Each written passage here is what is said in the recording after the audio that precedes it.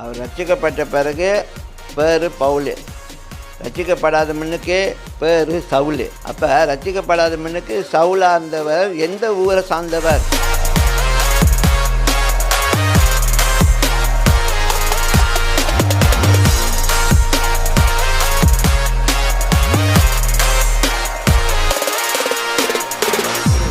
அப்போ பவுல் எபிசியர் நிருபத்தை எழுதின எழுத்தாளர். ஓகே,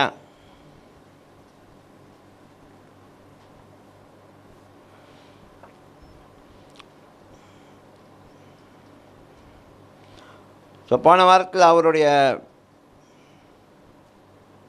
ஊழியத்தை குறித்த காரியத்தை நாம் பார்த்தோம்.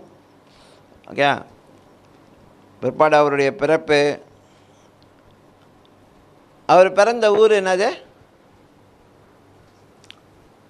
அவர் ரட்சிக்கப்பட்ட பிறகு பேர் பவுல், ரட்சிக்கப்படாத முன்னுக்கு பேர் சவுல். ஓகே, அப்போ ரட்சிக்கப்படாத முன்னுக்கு சவுலாக இருந்தவர் எந்த ஊரை சார்ந்தவர்?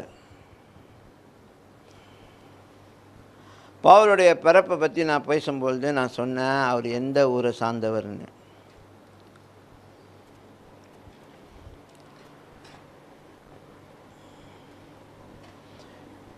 AD 31 இயேசு கிறிஸ்து பரம் ஏறின பிறகு, ஓகே, இயேசு கிறிஸ்து பரம் ஏறின பிறகு 31வது வருஷத்தில் அவர் பிறந்திருக்கிறார். AD 31.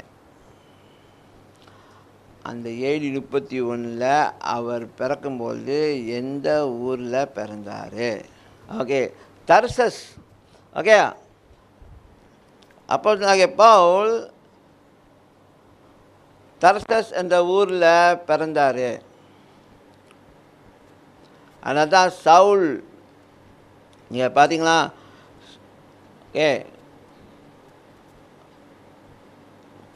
அவர் ரட்சிக்கப்படாத மனுக்கு சவுல் என்று சொல்லும்பொழுது அவருடைய ஊர் பேரும் சேர்ந்து வரும். தர்சுஸ் ஊரை சேர்ந்த சவுல் அப்படின்னு. சரியா?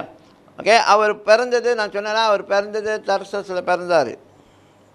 ஆனால் அவருக்கு என்னது, ரோமர் அரசாங்கம் அவருக்கு என்ன செஞ்சாங்க, ரோமர் பிரஜையாக ஆகும்படிக்கு அவருக்காக அந்த உரிமையை கொடுத்தாங்க. எல்லாம் உங்களுக்கு நான் வசனம் கொடுத்தேன். பிலிப்பியர் 3:5, அப்போஸ்தலர் 16:37.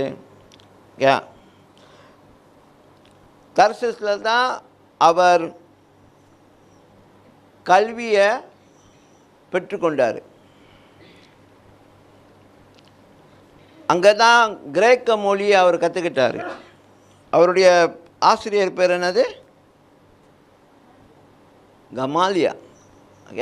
கமாலியா என்ற யூத ஆசிரியர் கீழே எருசலத்தில் அவர் கிரேக்க மொழியை கற்றுக்கொண்டார்.